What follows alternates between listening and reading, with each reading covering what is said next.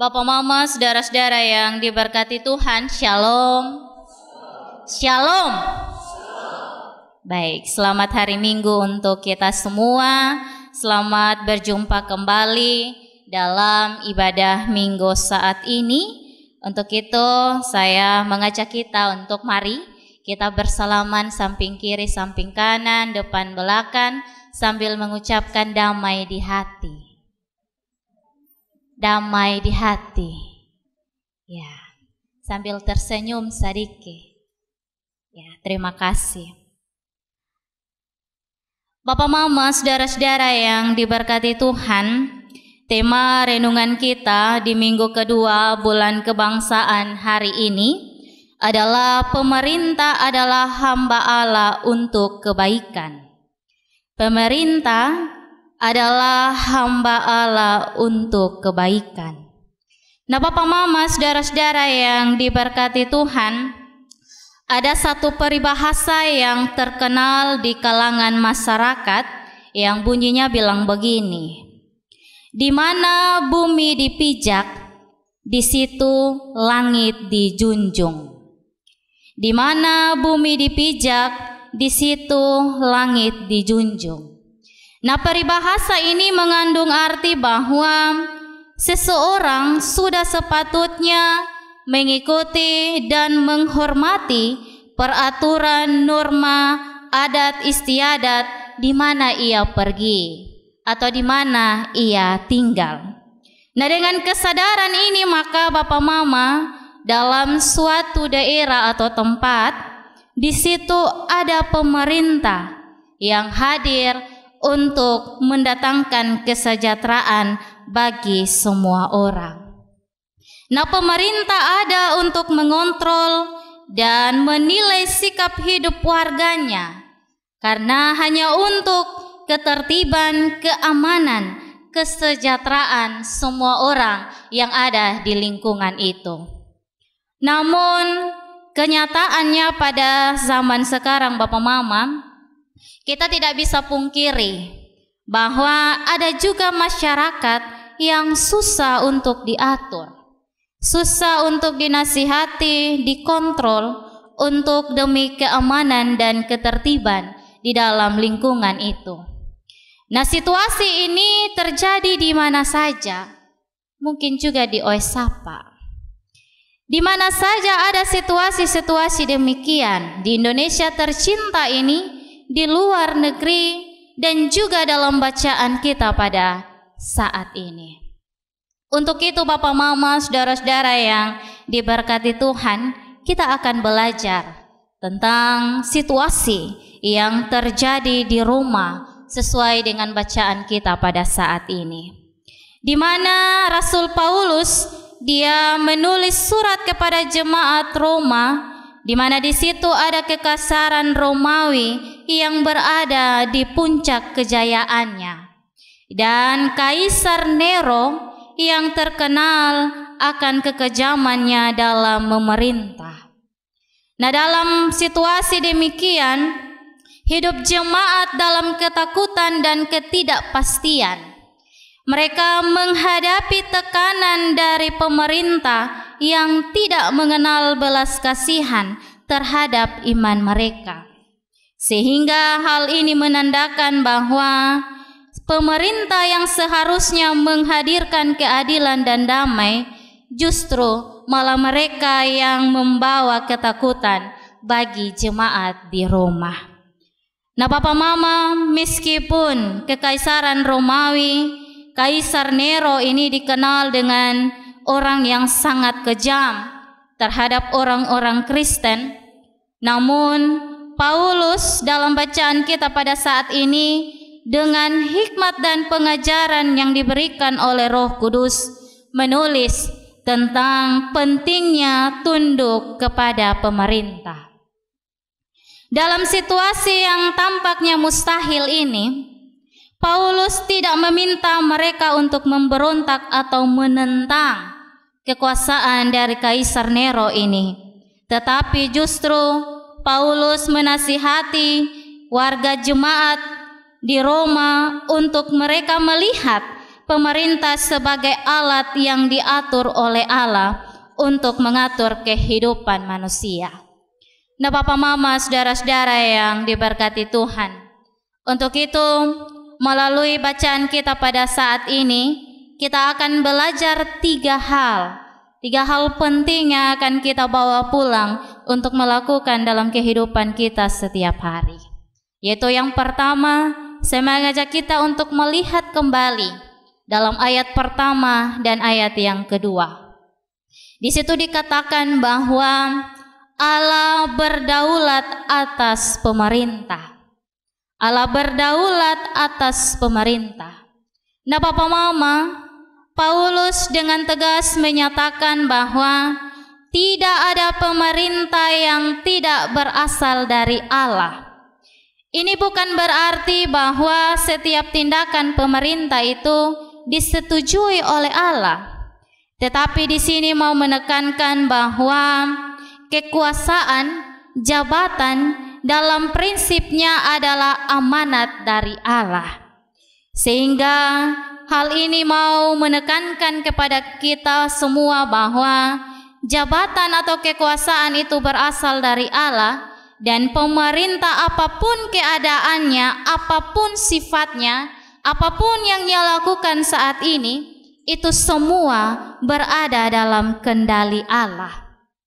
Sehingga meskipun mereka menganggap bahwa mereka berkuasa, mereka paling tinggi, tidak ada yang bisa lawan mereka, namun Allah yang berdaulat memegang kendali penuh atas segala sesuatu yang terjadi di dunia ini.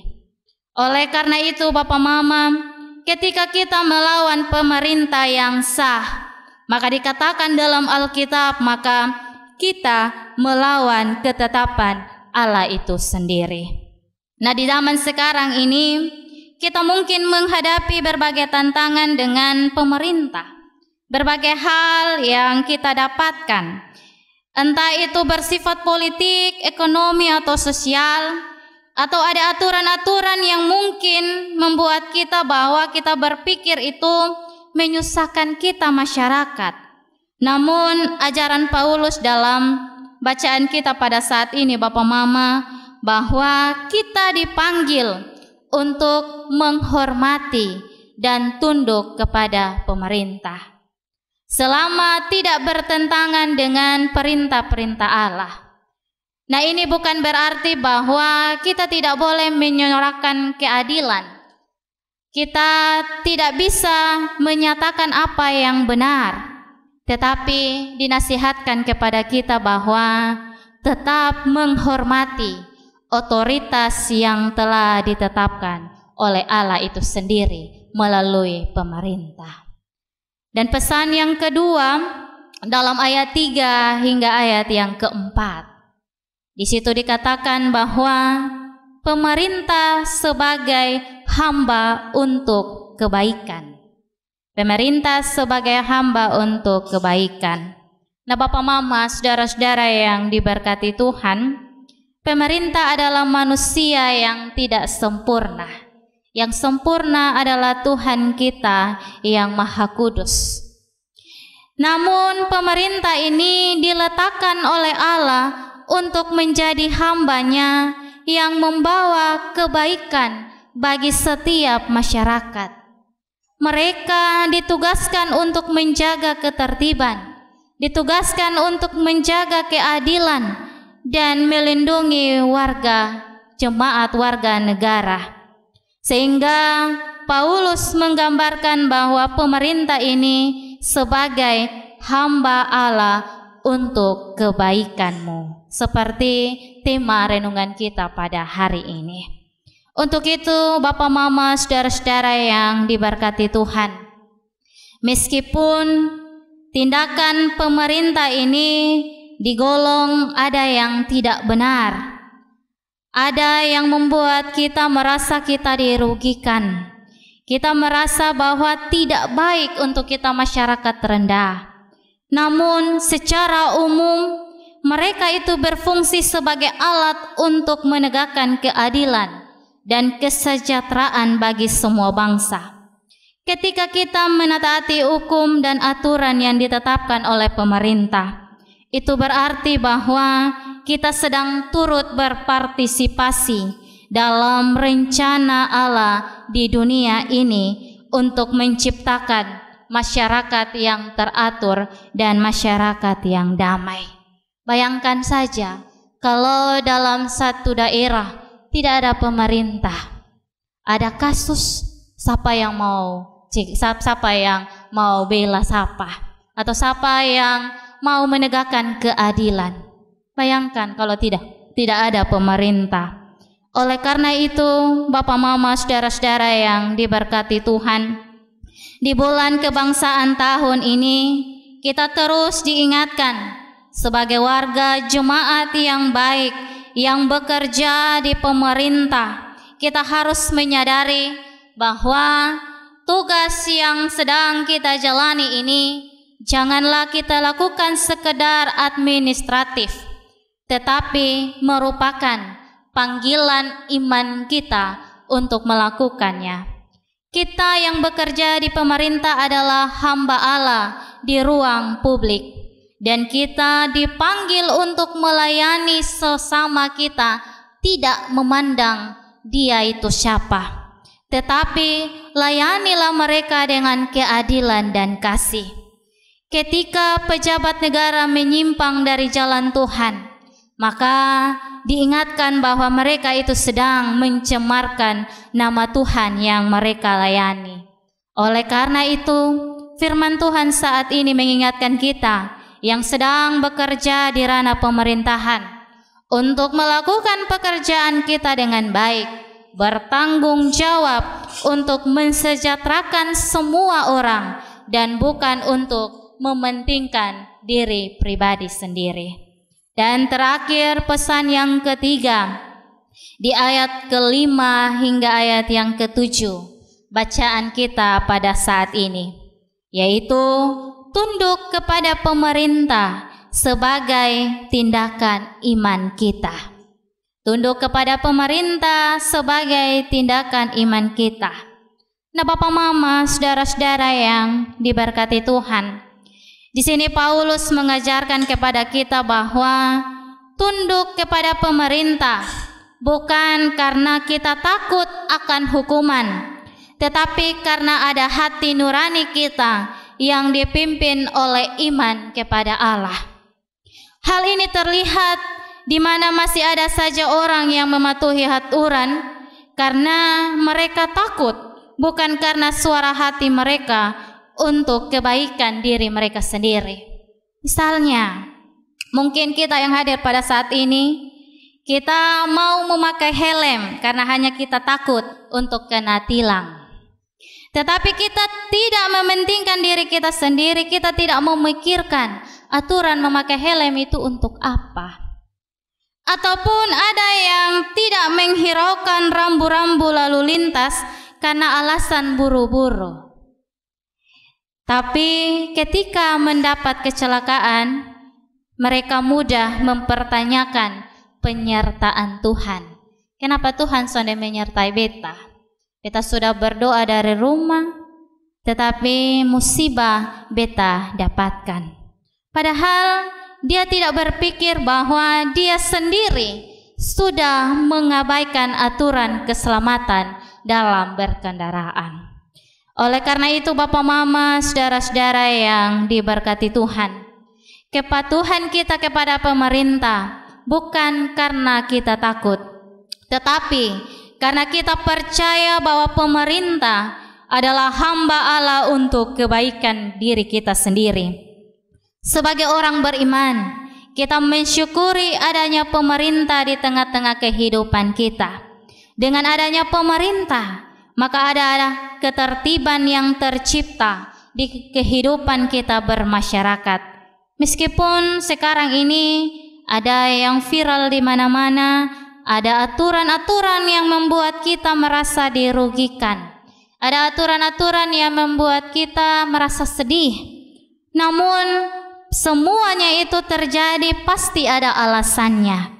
Oleh karena itu kita diingatkan oleh Tuhan dari bacaan kita pada saat ini untuk tunduk kepada pemerintah adalah bagian dari kehidupan yang saleh dan beriman yang menunjukkan bahwa kita menghormati tatanan yang telah Allah tetapkan bagi kita.